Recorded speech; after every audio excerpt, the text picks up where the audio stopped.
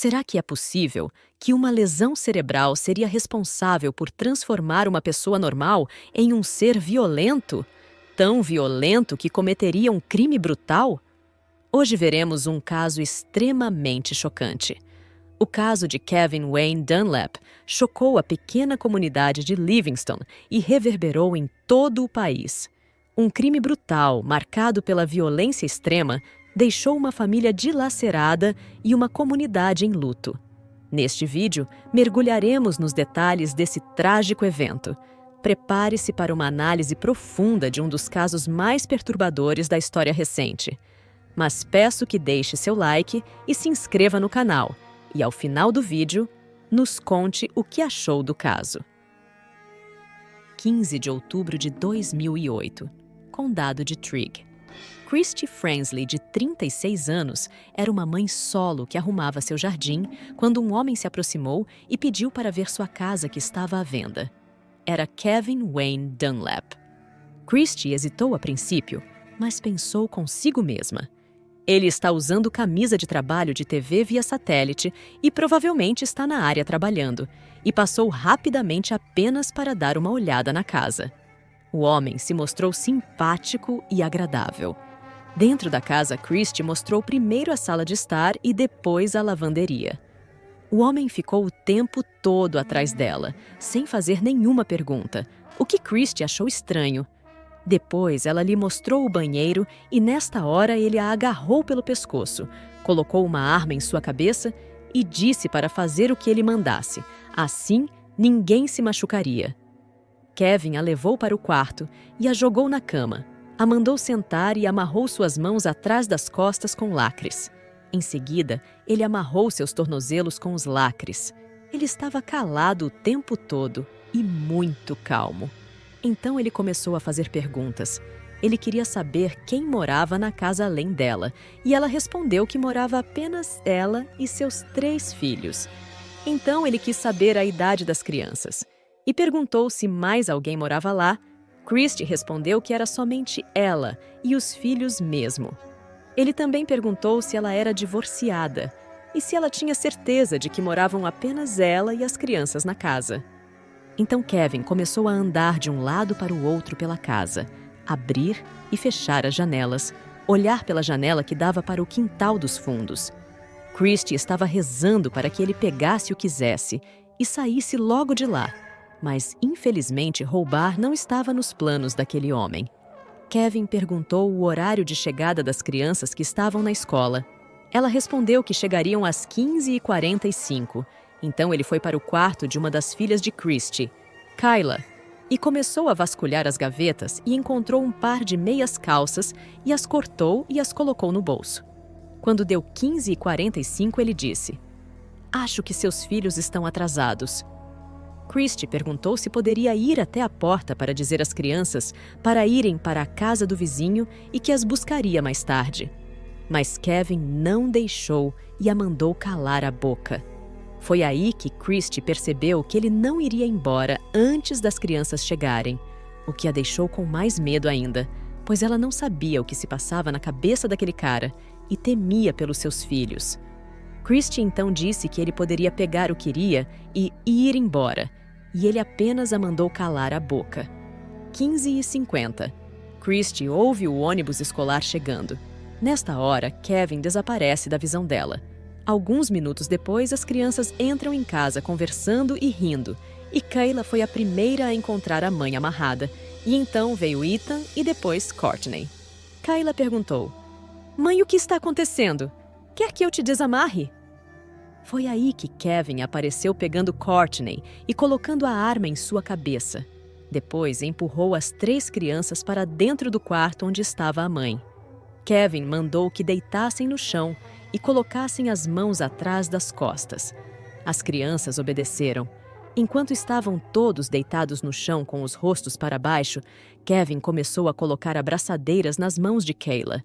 Ethan começou a chorar dizendo: "O que você está fazendo e por que está fazendo isso com a minha mamãe? Quero abraçar minha mamãe." Kevin respondeu: "Tudo bem, vá abraçar sua mamãe." Então, Ethan ficou abraçado o tempo todo com a mãe. Depois o homem mandou Ethan se levantar e o menino perguntou se também seria amarrado. Ele colocou a meia calça que havia tirado da gaveta de Kayla nas mãos de Ethan e amarrou suas mãozinhas nas costas. Depois ele tirou Courtney do quarto primeiro. Courtney chorava muito. Suas lágrimas estavam no chão de madeira. E depois ele tirou Kayla e fechou a porta novamente. Depois retirou Ethan do quarto e fechou a porta.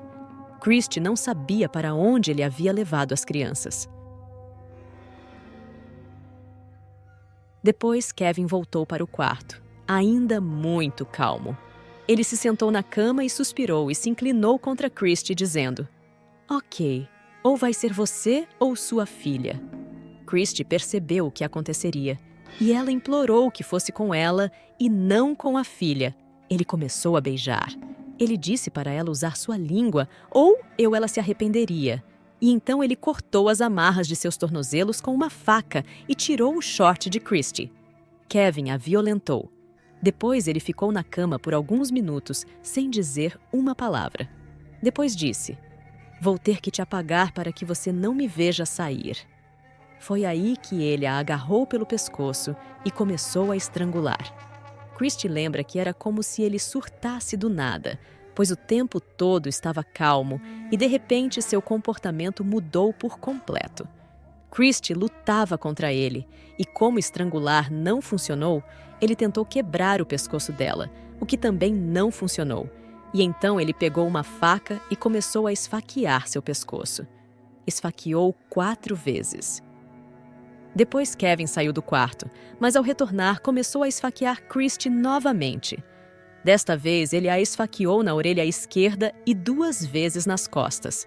Christy relata que não sabia se ele iria a esfaquear mais, muito menos o que ele ia fazer com ela. E então ela ficou deitada lá e fingiu estar morta.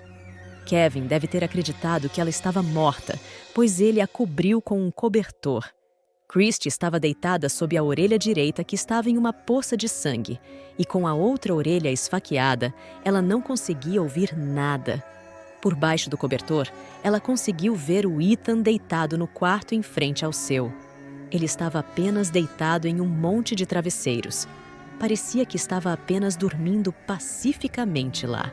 Christy não sabia se o homem havia ido embora, e então ela esperou um tempo.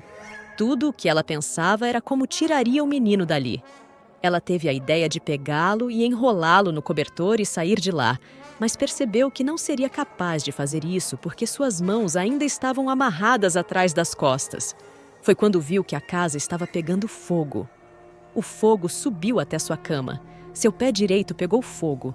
Quando tentou se mover, sua perna direita não se mexeu. Ela rolou para fora da cama em direção às portas francesas. Nas portas havia puxadores de veneziana. E com o pé esquerdo ela puxou a veneziana e conseguiu abrir um lado da porta. Seu cabelo estava pegando fogo e coisas continuavam queimando seu corpo. A única coisa que Christy podia fazer era rolar. E rolou para fora na varanda. Chegando lá fora, Christy viu que a casa toda estava totalmente em chamas. Dava para ouvir coisas estourando, estalando e quebrando. Com o fogo cada vez mais quente, ela rolou 3 degraus até a piscina. Estava tão quente que ela foi para o lado oposto da piscina, se equilibrando somente no pé esquerdo. Enquanto estava na piscina, Christy não conseguia acreditar que aquilo estava acontecendo. Ela podia ouvir vozes do outro lado da casa, do lado onde ficavam os quartos das crianças. Christy só esperava que seus filhos já tivessem sido retirados de lá. Ela tentou gritar por ajuda, mas sua voz simplesmente não saía. Finalmente, alguém apareceu e disse: "Temos mais uma." Era seu amigo, o xerife adjunto do condado de Trigg, Kenneth Butts. Com isso, Christy pensou que todos estavam a salvos. Kenneth logo pergunta: "Quem fez isso com você? Você o conhecia?" E Christy respondeu que não o conhecia, mas era alguém da empresa de satélite. O homem era branco e usava uma camisa da DirecTV. Kenneth conta que quando viu o local, sabia que era uma cena de crime. "Eu sabia que não havia como entrar e sair vivo dali", disse ele. Ele começou a tirar fotos da cena do crime e foi quando avistou Christie na piscina. Ela estava ensanguentada, flutuando com as mãos amarradas nas costas. Christie foi colocada na ambulância e estava com muito frio ao toque e com batimentos cardíacos acelerados. Ela foi internada no Jenny Stewart Medical Center. Extremamente exausta, ela continuava acordando e pedindo pelos filhos, e diziam a ela que eles estavam em boas mãos. Christie foi colocada em coma induzido. Depois de fazer um raio-x, os médicos descobriram uma faca de manteiga quebrada alojada em seu pescoço.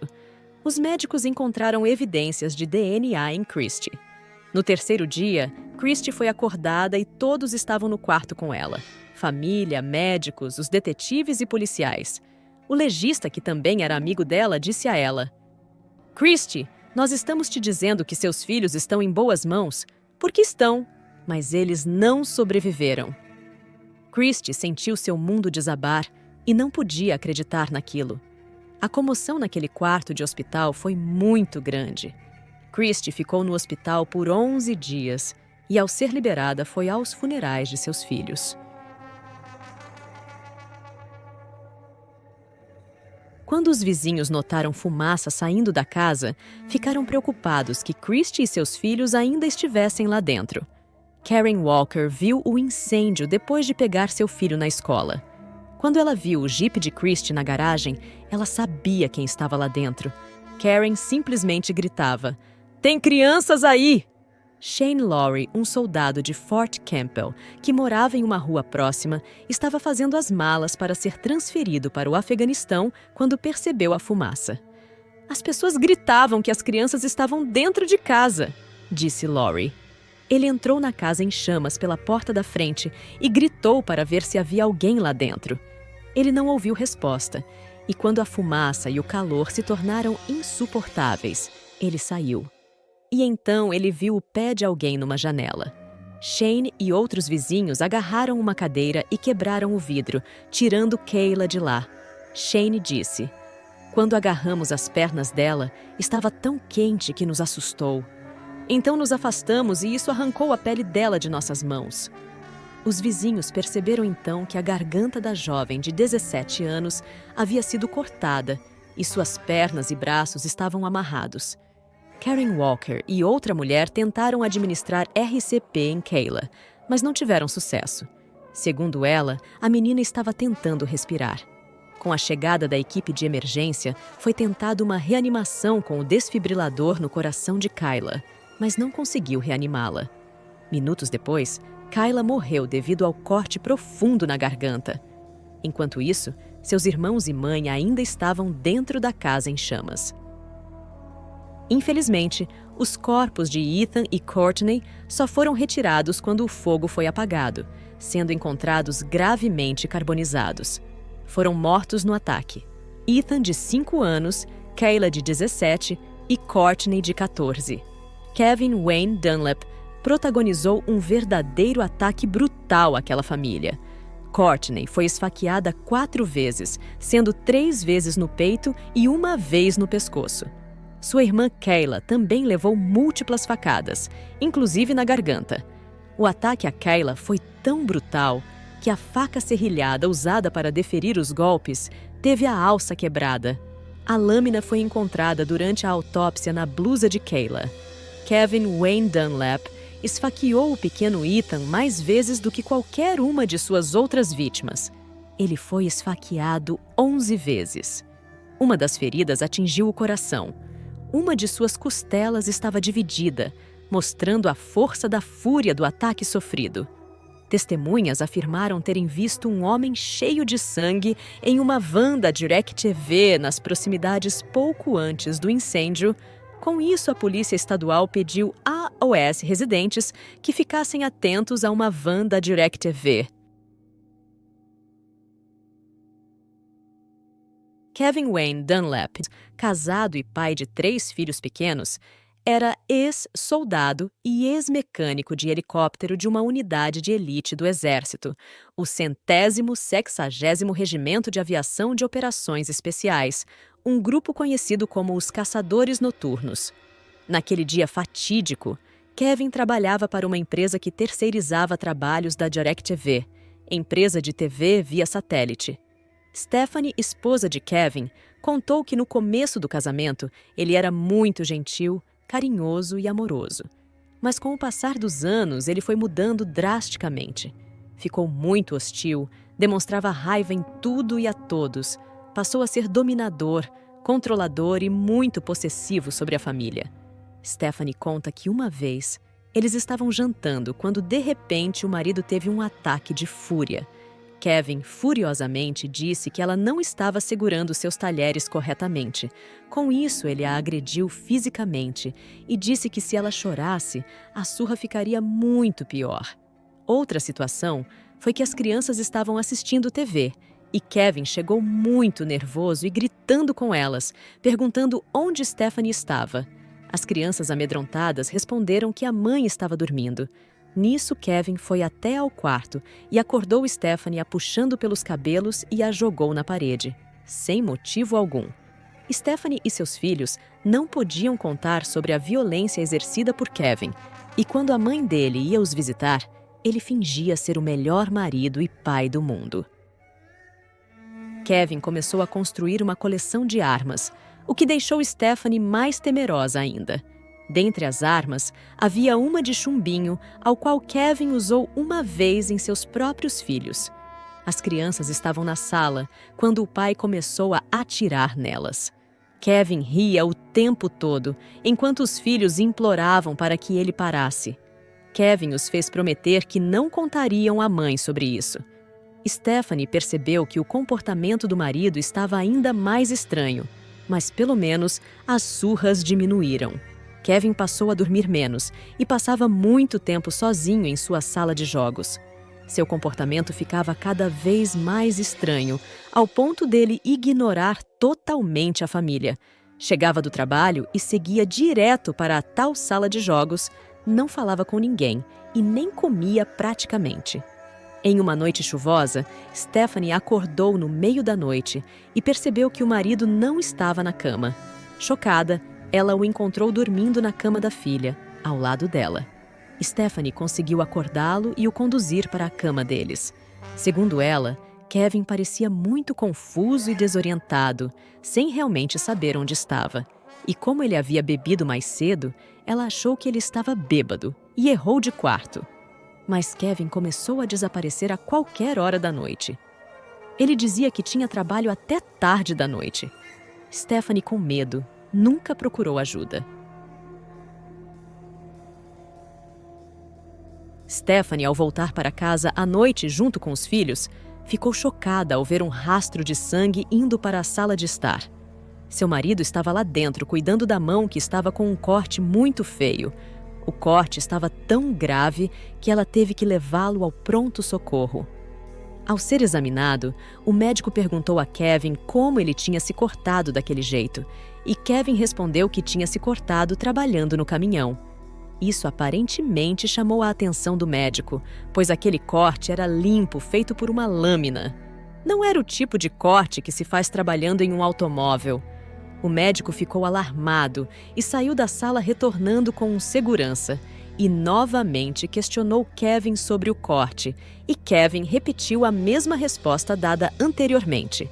Enquanto Kevin era questionado mais vezes, Stephanie o viu ficar cada vez mais agitado, começando a ficar um pouco mais irritado, e isso a surpreendeu, porque ela nunca tinha visto Kevin expressar esse lado publicamente. Mas Kevin foi devidamente tratado e liberado. Talvez o médico só queria ter certeza de que ele não havia se metido em confusão ou tentado algo contra si mesmo. Matt, amigo de Kayla, tinha ido até a casa dela naquele mesmo dia trágico. Ele disse que bateu na porta e chamou, mas ninguém respondeu. Então resolveu entrar. Chamou novamente e ninguém respondeu, embora o carro de Christy estivesse na garagem. Ele também percebeu que havia um carro desconhecido lá. Era uma picape Chevrolet Silverado com cabine estendida dos modelos de 2004 a 2006, com um engate para reboque. E Matt também conseguiu fornecer uma parte da placa para as autoridades, HEA. Como ninguém respondeu, o garoto foi embora. Graças aos detalhes fornecidos por Matt, a polícia conseguiu rastrear em qual condado a placa havia sido emitida e, cruzando os registros do DMV, identificaram que o veículo pertencia a Kevin Wayne Dunlap. E bingo! Verificaram o histórico de Kevin e viram que ele fazia trabalho terceirizado para a DirecTV e imediatamente o colocaram sob vigilância. E isso começou já na sexta-feira, 17 de outubro, por volta das 9h30 da noite. E eles mantiveram uma vigilância 24 horas por dia sobre ele.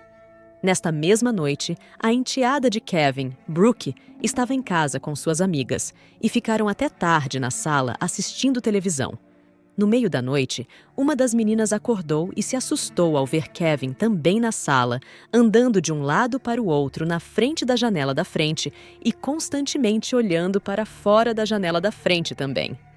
Ele estava muito aflito e nervoso, e isso deixou a menina com medo. Imediatamente, ela fingiu que estava dormindo ao perceber ele a olhando e olhando para Brooke também, como se verificasse que elas estavam dormindo. No dia seguinte, Brooke e seu irmãozinho foram para a casa de um vizinho para brincar, enquanto a mãe saiu com o outro filho. Enquanto brincavam no quintal no vizinho, o vizinho os conduziu para dentro de casa, dizendo para apenas sentar no sofá, não ir até as janelas, e muito menos olhar para fora das janelas. É para apenas sentar e ficar quietos. Brooke, como toda criança, é claro que ficou curiosa. A menina foi até a janela e viu sua casa cercada por vários carros de polícia. Naquele momento, Kevin estava sendo preso por volta das 13h30 da tarde. Temos que concordar. A polícia foi muito rápida neste caso, coisa que já vimos que não acontece muito em outros casos conhecidos. A casa de Kevin foi vasculhada pela polícia, onde encontraram muitas evidências físicas ligando-o ao crime, e isso incluía 2 armas. Sangue seco em uma maçaneta da porta e no interior de um cinto de segurança, um pacote de lacres, corda, 4 camisas polo azuis da DirecTV, cópias dos trabalhos da DirecTV que estavam no lixo, 21 cotonetes de sangue suspeito em toda a casa e um par de tênis branco Reebok. Quando Stephanie foi questionada, ficou em choque e perplexa com a história horrorosa ao qual o marido protagonizou. Stephanie disse que ela mesma não estava acreditando naquilo tudo, mesmo apesar de experimentar anos e anos das próprias tendências violentas de Kevin. Ela achava que aquela violência toda se estendia apenas a ela e às crianças. Os vizinhos de Kevin ficaram muito surpresos com sua prisão, pois Kevin sempre se mostrou uma pessoa quieta e tranquila.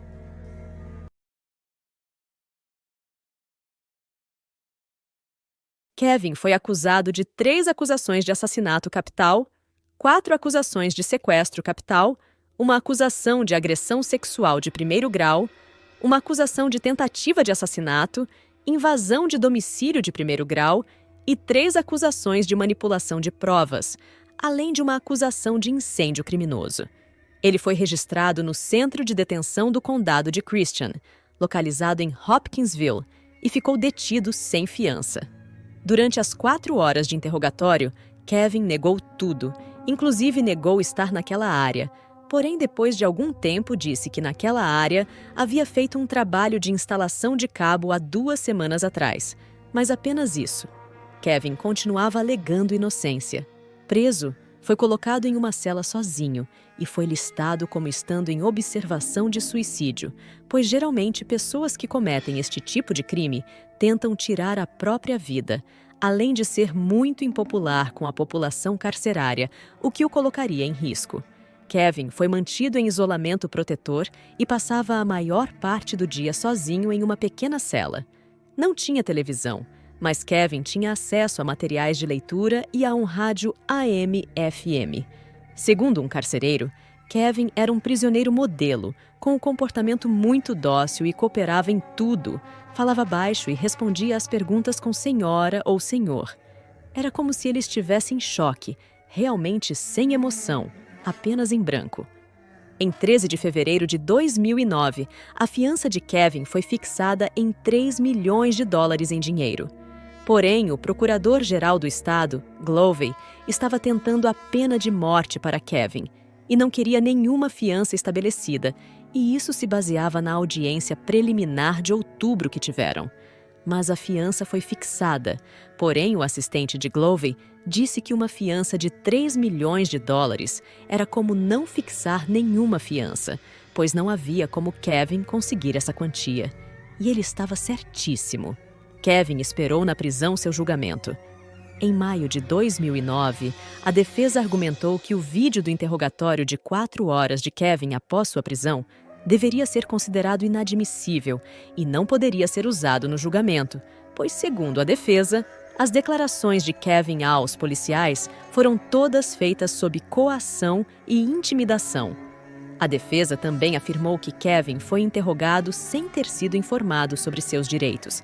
Afirmaram que a única pergunta feita a ele antes dele ser informado dos seus direitos foi quando foi entregue o mandado de busca em sua casa e ele foi preso. O policial apenas perguntou: "Você sabe por que estamos aqui?" Enfim, o juiz disse que a única declaração que poderia ser excluída dos autos era aquela pergunta inicial que a polícia fez: "Por que estamos aqui?" Essa foi a única declaração que não poderiam trazer ao julgamento. Tudo o mais era admissível. Em outubro, a defesa apresentou petições ao tribunal afirmando que recorreriam à defesa de insanidade, alegando que Kevin tinha algum tipo de problema mental, embora não especificassem neste momento o tal problema mental.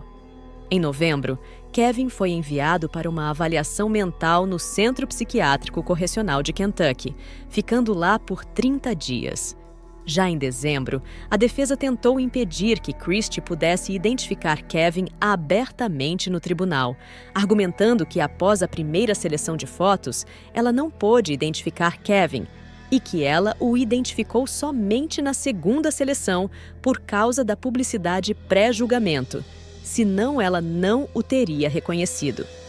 A defesa também argumentou que a identificação feita por Matt da van de Kevin e parte da placa de licença social foram injustas, pois fizeram colocar Kevin como o único suspeito, além de que o correto era a polícia ter analisado uma gama de vans semelhantes, o que não foi feito.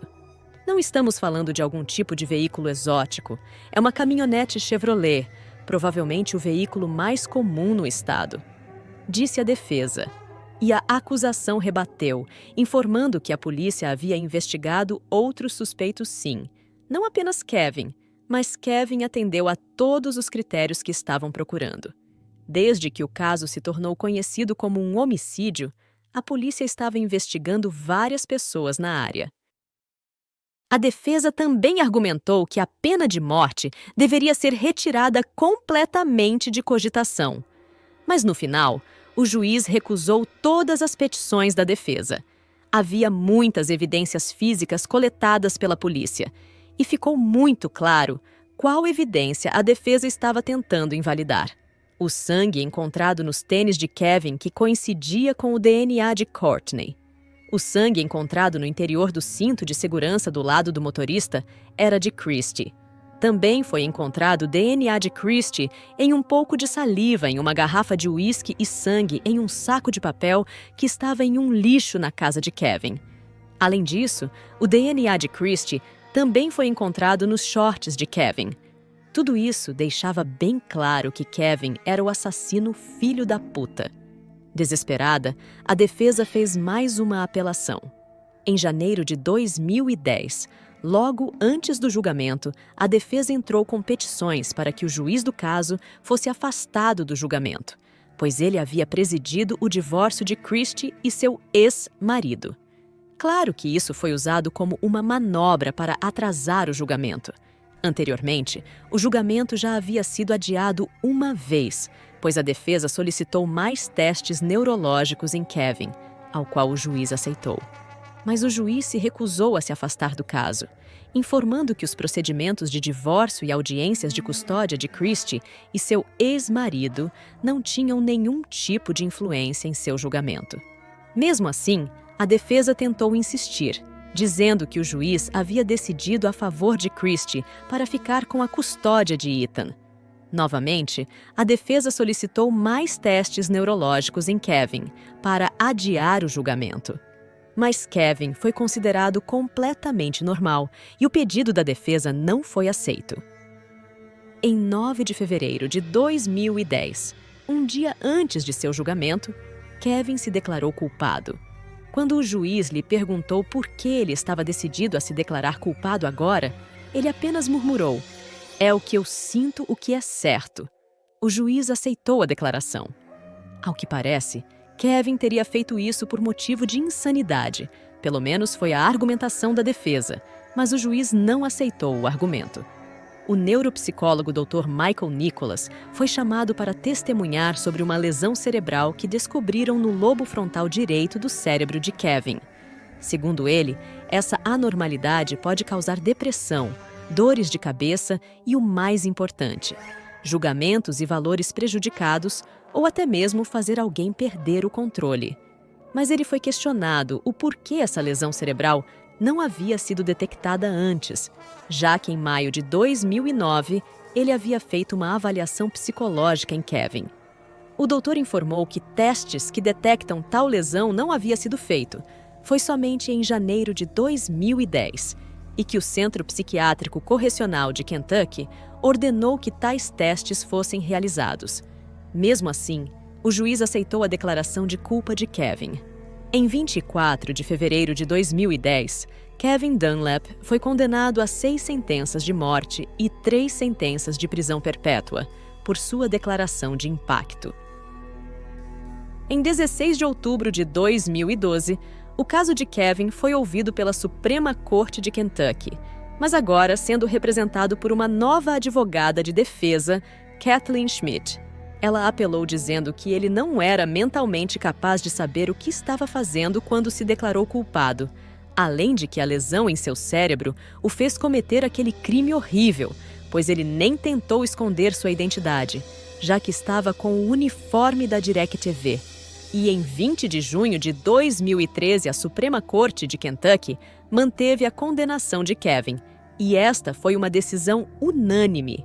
Em dezembro do mesmo ano, Kevin procurou encerrar todos os seus recursos e apenas ser condenado à morte. Ele entrou com uma moção manuscrita ao Tribunal do Circuito de Livingston, pedindo a um juiz que interrompesse qualquer tipo de recurso ao seu favor. Mesmo assim, sua defesa ainda queria recorrer. Em novembro de 2018, a Suprema Corte se recusou a revisar o caso de Kevin. Kevin e seus advogados solicitaram um novo julgamento em julho de 2022. A defesa queria um novo julgamento com base em 4 reivindicações específicas que Kevin recebeu assistência ineficaz de um advogado por não investigar minuciosamente e apresentar evidências atenuantes de má conduta do jurado, além de ter sido negado a Kevin o direito a um júri imparcial de sentença capital e uma sentença confiável, e que o Conselho de Julgamento tornou ineficaz a assistência por não investigar completamente e aconselhar Kevin sobre uma defesa viável de intoxicação voluntária, juntamente com o defeito cerebral que negaria um elemento necessário para provar assassinato intencional. Em outubro de 2023, saiu a decisão de que Kevin terá um novo julgamento. Todas as partes envolvidas se reuniriam novamente para uma conferência digital no dia 9 de janeiro de 2024, na qual uma audiência probatória deverá ser marcada para algum momento do próximo ano. Porém, não houve mais atualizações sobre o caso. Logo, pelo que sabemos, é que Kevin segue no corredor da morte.